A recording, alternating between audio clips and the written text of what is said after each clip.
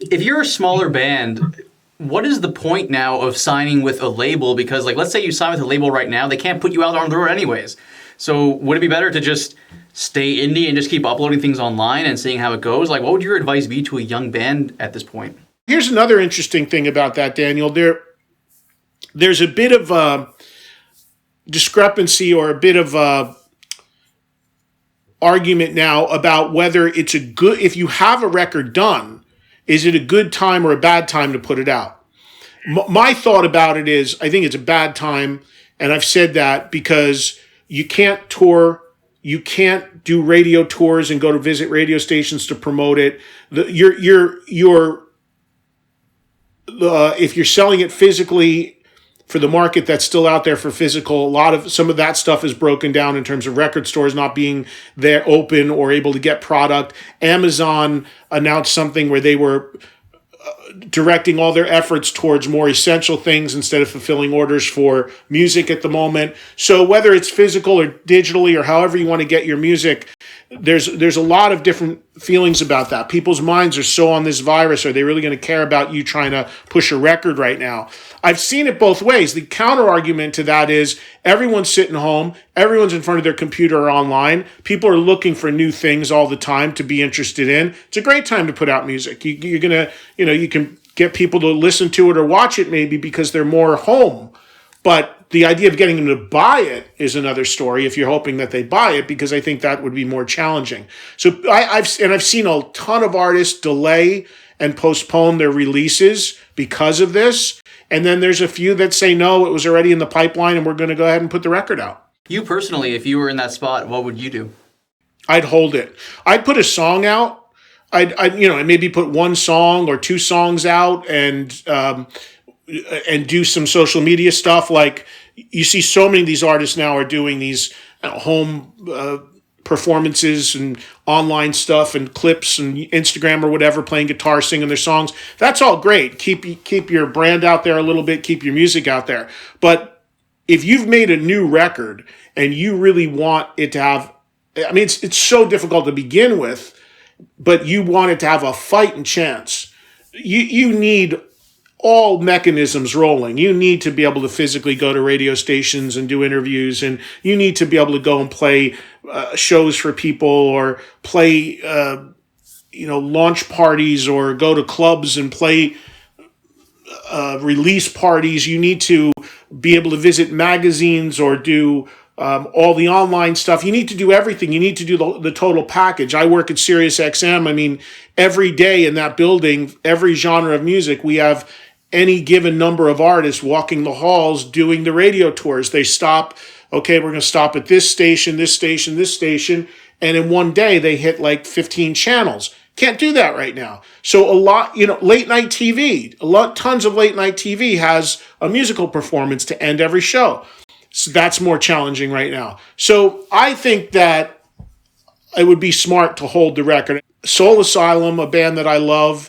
I had Dave Perner on last week, and he was like, we thought about for a second holding it. He goes, but he said, he goes, it was already in the pipeline. Everything was already scheduled. The wheels were in motion. We just said, the heck with it. We're going to go. And he said, it kind of sucks because I should be out there playing at radio stations and playing for people, and I should be on tour. I should be doing signings and in stores. Can't do any of that right now. He goes, and he's not an internet savvy guy. He's doing it, but it's not really his thing. So everybody has a different approach. But if I was managing an act, I'd be like, and you could hold the record, I'd be like, put a song or two out, do all the stuff you want online. But if you really want to try to sell the thing, let's wait until more people might be focused on buying music. So in general, when do you think things may get back to normal? And it's a big talking point with my audience and my shows, obviously being a rock talk show, about when things will come back, how they will come back. I've had doctors on the show talking about that. I think, sadly, and the music community won't want to hear this, but I think the last thing that will probably be addressed in all this will be concerts.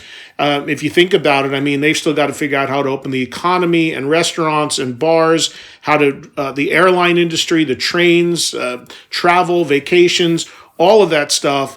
has got to be dealt with before I think they're going to be worried about how can we put people in a giant hall to see a rock band again.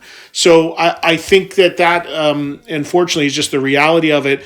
I think it's also going to have an impact on artists who are who a lot of them make a lot of their money on the road through these VIP meet and greet deals.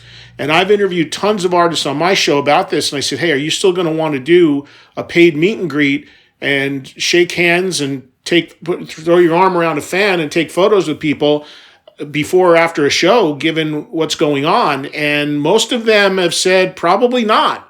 We may be looking at a scenario where meet and greets become like what we're doing right now, a virtual meet and greet, a meet and greet done over a computer screen or something, because I think that's going to be a big fallout of it as well. I think meet and greets are still going to be a challenge.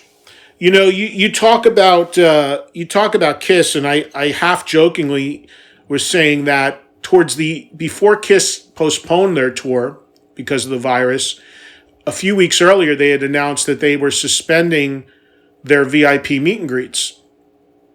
And I kind of jokingly said, if Kiss is leaving money on the table, you know it's bad. You know?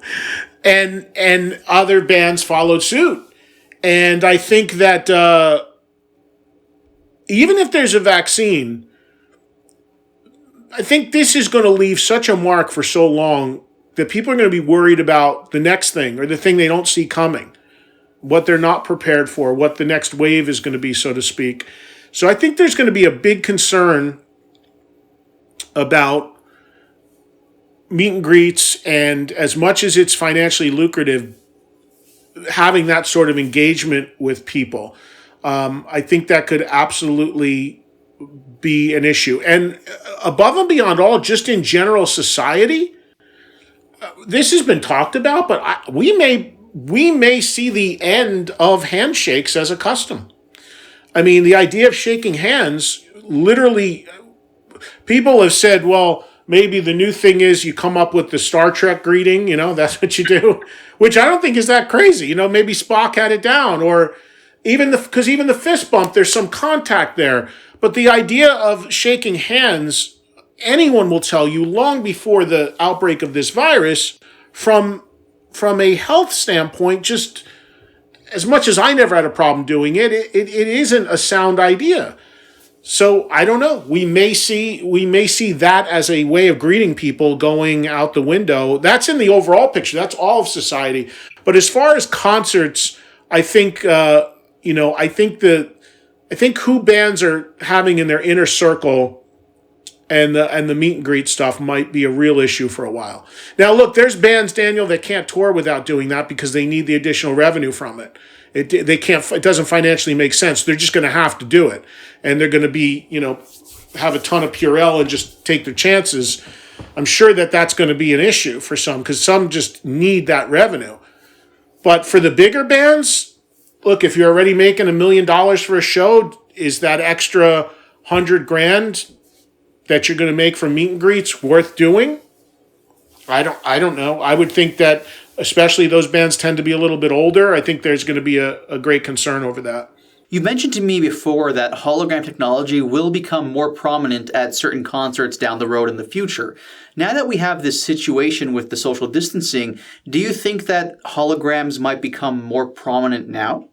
Well, I don't think a hologram is going to take the place of doing a meet and greet and a photo op with somebody in a paid situation. The hologram, a good friend of mine is the guy behind the Dio hologram and the Zappa hologram, and he's one of the two big hologram companies out there right now. And there's going to be some real challenges with that industry from a draw standpoint, which I'm sure he's aware of, because right now people are trying to figure out, are people going to come back and actually go see human beings playing live? I mean, a hologram can be a challenge as a draw because people feel weird about it no matter what. So I don't know, but I don't think a hologram takes the place of any sort of meet and greet situation. Although, I forget what artist I talked to when I asked him about the viability of doing meet and greets going forward. And one of them actually talked about the idea of actually doing it virtually. Like you would actually go backstage into a lounge and the artist would have a one-on-one with you like we're doing over screens.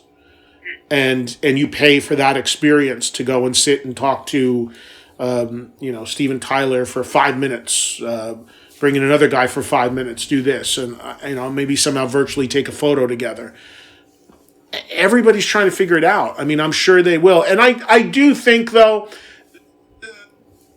I change on this because every day the news, there's something different.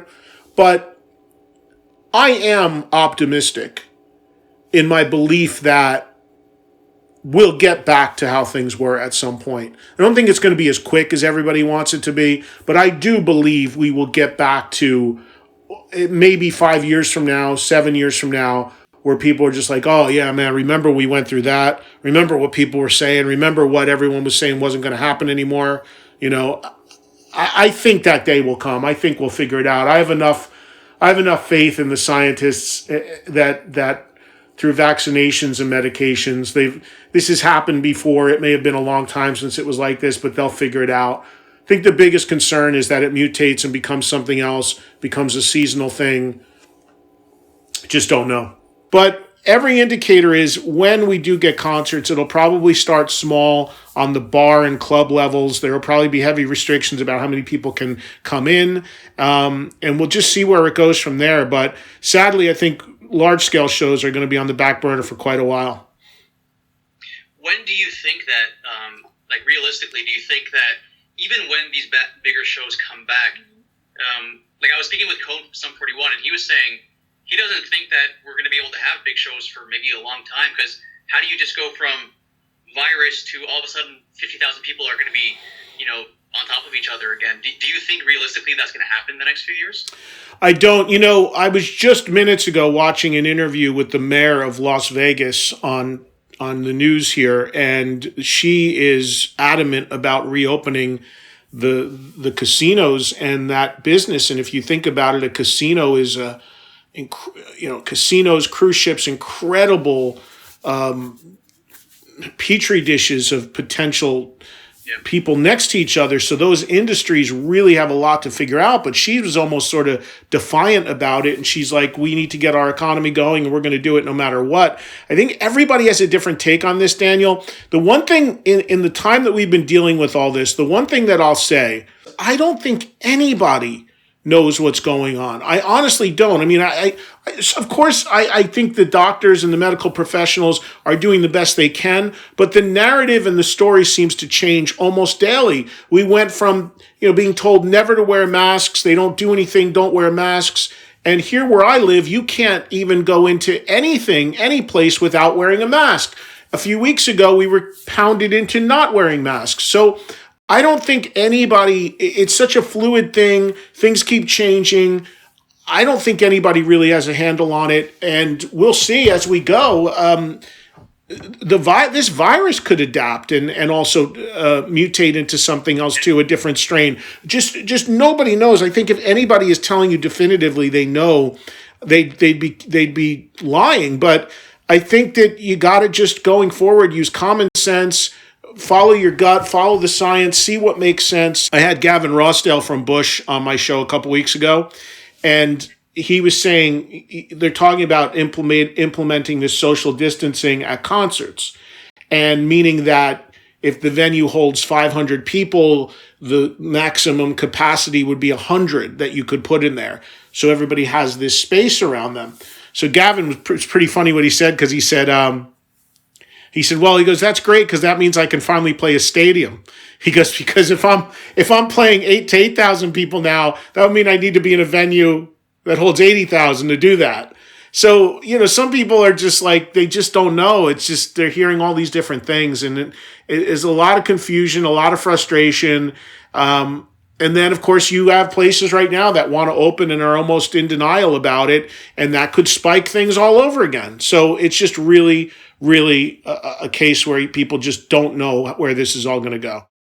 If you guys like this video, make sure to subscribe for more. Everything on this channel is completely original. I'm the one doing all the videos and all the editing. So if you guys like what you see and you want to support me, the best way to do so is honestly just to subscribe. Thanks for watching.